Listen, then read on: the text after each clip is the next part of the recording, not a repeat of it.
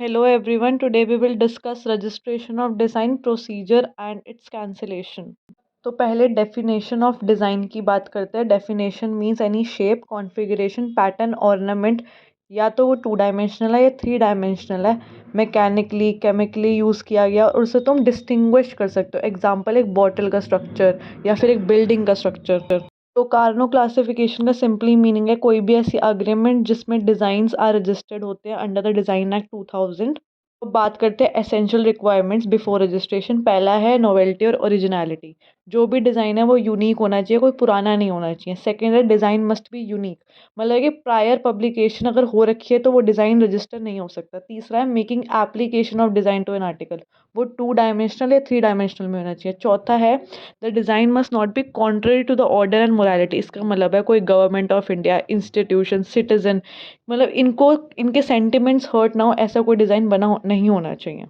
अब बात करते हैं प्रोपराइटर का। इसका मतलब ये है 2J के अंदर ये बोला गया कि कौन सीक कर सकता है रजिस्ट्रेशन। पहला जो ऑथर ऑफ डिज़ाइन का। सेकंड जिसने एक्वायर डिज़ाइन करा है और उसके बदले उसे कंसिडरेशन मिली है। तीसरा any person to whom the design has been devolve, जो ओरिजिनल प्रोपराइटर्स के डिवॉल्व होके बना है वो रजिस्ट्रेशन एक्वायर कर सकता है।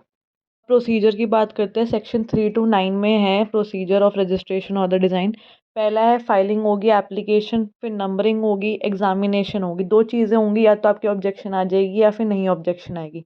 पहले बात करते हैं अगर ऑब्जेक्शन नहीं आई, नो ऑब्जेक्शन आई तो सीधा एक्सेप्टेंस मिलेगी, नोटिफिकेशन इन ऑफिशियल जर्नल में जाएगी और सर्टिफिकेट इशू हो जाएगा। दूसरे में तब होगा अगर आपकी ऑब्जेक्शन आ जाती है, तो नॉन कंप्लायंस ऑफ ऑब्जेक्शन आएगा, हियरिंग होएगी कोई भी ऑब्जेक्शन की, फिर होएगा अपील जाएगी। अगर रिफ्यूज़ हो जाती है हियरिंग तो अपील जाएगी हाई कोर्ट में।